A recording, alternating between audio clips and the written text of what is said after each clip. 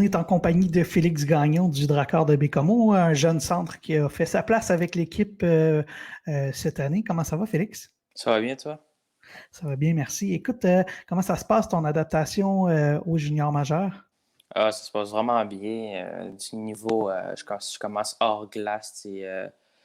C'est vraiment une bonne organisation. Ils me prennent vraiment bien en main. Puis on a vraiment un bon groupe de joueurs et de leaders. Fait que, ce niveau-là, ça s'est vraiment bien déroulé jusqu'à maintenant. Je suis vraiment à l'aise avec les gars. Puis c'est ça. Sinon, sur la glace, de plus en plus, ça va mieux que c'est. Je prends confiance, je prends mon aise tranquillement, pas vite.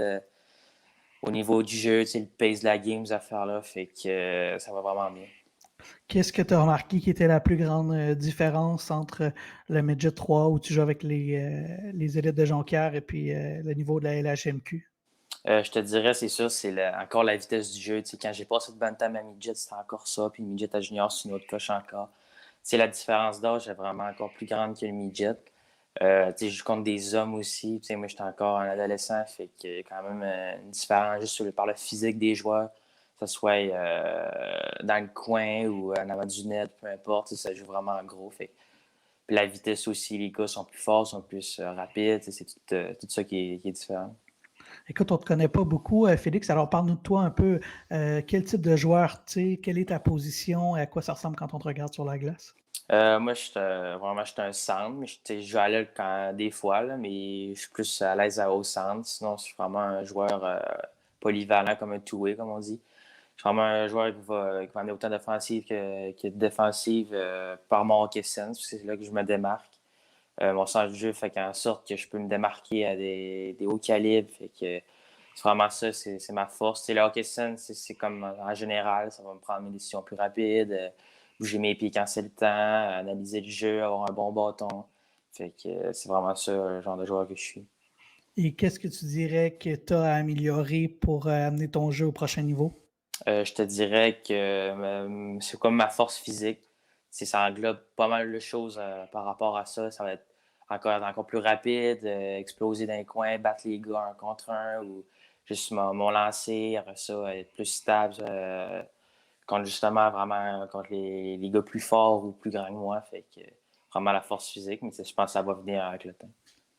Comment ça s'est passé pour toi, tout le côté de la pandémie à Bécomo? Vous avez quand même continué de jouer un petit peu, mais comment ça se passe là un peu avec tous les changements d'horaire? Est-ce que c'est plus difficile pour un joueur de s'adapter ou c'est business as usual? Je pense que ça va quand même bien niveau moral des joueurs parce que s'il y a des équipes c'est pire que nous autres, ça mettons là, tu as les équipes dans la bulle, même une équipe comme les Remparts de Québec, par exemple, ils ont été arrêtés quasiment pendant un mois, puis quasiment en plus, puis là, ils ont recommencé récemment dans la bulle. Nous, on a quand même continué à pratiquer, puis on a eu des games. OK, on a joué souvent contre les mêmes équipes, mais c'est quand même mieux que rien, je pense. Puis je te dirais que le plus tough avec la pandémie, c'est, mettons, moi, c'est ma première année en pension à l'extérieur. Je te dirais que c'est la réduction, genre, de voir nos parents ou aller chez nous, voir même sa blonde, ces affaires-là. C'est des choses que les gars, on reste des humains après tout. Fait que je pense que c'est ce qui est le plus tough. Mais sinon, sur la glace, ça va assez bien. Justement, c'est intéressant que tu en parles parce que, bon, pour l'essentiel des jeunes de ton âge, c'est la première fois qu'ils s'expatrient de la maison. Comment ça se passe pour toi, loin des parents, loin des amis, enfin, loin des amis d'école, etc.? Je te dirais que ça va quand même bien, quand même. C'est sûr, c'est quand même difficile, mais je pense que j'ai commencé assez bien ça. On est encadré, veut pas. Puis j'ai tombé vraiment dans une bonne famille de pension, fait que ça aide vraiment. Je m'entends vraiment bien avec eux, puis je suis vraiment à l'aise, fait que ça, c'est sûr, c'est un plus. Mais sinon, veut pas, c'est sûr que jamais mieux que chez eux, là, avec sa famille puis ses amis, ces affaires-là. Mais je pense que ça va quand même bien, mais c'est normal qu'on s'ennuie de temps en temps. Puis c'est surtout dans les bouts plus difficiles que ça vient plus nous chercher, mais en général, ça va paisiblement bien. Là, je vais te poser une question difficile, puis je veux pas te mettre sur le spot. Mais en grandissant au Saguenay, j'imagine que tu étais un fan des Saguenayens. Ouais, c'est. Maintenant, c'est quoi d'avoir à mettre en échec un joueur des Saguenayens dans le coin? Est-ce que ça te fait un petit quelque chose? Ben non, c'est sûr, je veux dire, ça reste que là, je suis rendu pour le Drakkar, mais mon équipe favorite, c'est le Drakkar, tu sais, je veux dire, oui, j'étais un fan des Sags, tu sais, à un moment donné, je vire pas fou quand même, là. Je veux dire, s'il faut que je paye le prix ou je frappe un gars, ou peu importe ce qu'il faut que je fasse pour aider le Drakkar, je vais le faire, là. C'est sûr que c'est ça. C'est une bonne réponse. C'est une bonne réponse. Est-ce qu'il y avait un joueur, quand tu étais plus jeune, qui t'impressionnait, peut-être un joueur des Sags ou un joueur dans la LNH? Je te dirais que moi, le joueur qui m'a le plus impressionné que j'ai vu quand j'étais allé au SAG, en fait, c'était vraiment Connor Garland, qui est rendu pour Arizona. Il était juste trop fort. Là, c'était comme, il était vraiment différent des autres joueurs. On dirait en plus, c'était comme cocky un peu, comme comment il jouait. Il arrivait dans la zone, il le bat pas, il driblait avec. C'était comme, tu n'avais pas beaucoup de joueurs faire ça, puis il était vraiment talentueux. Puis il est rendu à Arizona, puis je pense, avant que la saison arrête, il était des premiers pointeurs de l'équipe. Fait que, ouais. Et là, depuis le début de la saison, est-ce qu'il y a un joueur qui t'a impressionné avec le Drakkar, un joueur que tu as vu évoluer et que tu aimerais peut-être reproduire ce qu'il fait autant sur la glace qu'à l'extérieur de la glace?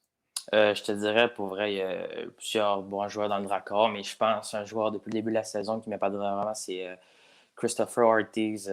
Pour vrai, ce gars-là, il est vraiment fort. Tu sais, des fois, on le regarde jouer, puis dans les pratiques, puis les gars, on se parle, puis le table, c'est terrible. En même temps, il est déjà un joueur, un autre, il a encore le puck. On dirait que la puck, il colle dessus, mais c'est juste, il est tellement bon, puis c'est vraiment, honnêtement, dans les pratiques, là, c'est vraiment dur à jouer contre, puis même dans les games, ça se voit, là.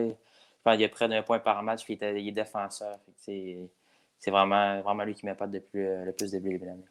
Ouais, il n'y a pas beaucoup de monde dans la Ligue. L'année passée, on avait fait une espèce de sondage à savoir qui étaient les joueurs les plus sous-estimés de la Ligue et Ortiz était revenu à plusieurs reprises. Je pense qu'il impressionne beaucoup de monde. Comment ça se passe avec Jean-François Grégoire? Comment ça se passe l'adaptation à un nouveau coach? Ben, pour toi, il est nouveau de toute manière, là, mais comment ça se passe avec lui? Ça se passe vraiment bien. Jeff, c'est vraiment un bon coach. C'est comme personne, surtout aussi. Il y a eu des enfants comme Jérémy Gregoire qui a joué junior, puis même d'autres enfants, je pense, je les connais pas exactement, mais je pense qu'ils jouent au hockey quand même sur un bon niveau aussi. Fait que, il connaît la game, c'est ce qu'on vit. Fait que, côté humain, je veux dire, c'est quand même il est quand même vraiment gentil. Je m'entends bien avec, puis si j'ai de quoi y dire, mettons, sur le banc, ces affaires-là, il va m'écouter, puis on va essayer de corriger les affaires, ou peu importe. Puis écoute, Jeff aussi, lui, sa première expérience comme coach en chef, il veut pas, lui aussi, il est en apprentissage, puis il découvre un nouveau monde, puis c'est comme moi un peu, puis il fait quand même très bien ça jusqu'à présent, puis je m'entends vraiment bien avec. Et avant qu'on te laisse aller, Félix, quels sont tes objectifs à court, moyen et long terme dans le monde du hockey?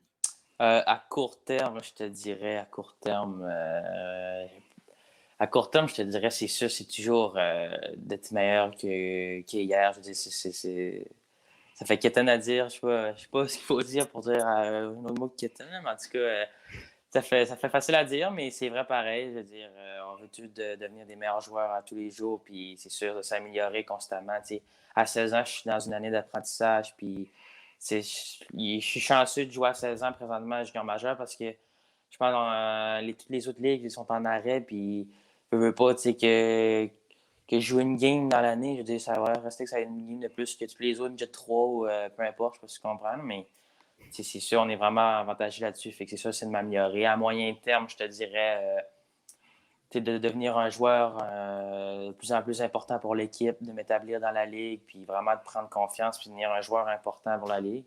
Puis à long terme, c'est sûr, si je disais collectif, c'est sûr, c'est toujours de gagner la Coupe et d'aller le plus loin possible, gagner le plus de matchs. Mais si c'est individuellement, c'est sûr que, comme je te dis honnêtement, overall, ça rejoint tout de s'améliorer puis de devenir un joueur vraiment important puis dominant. Fait que, de ce côté-là.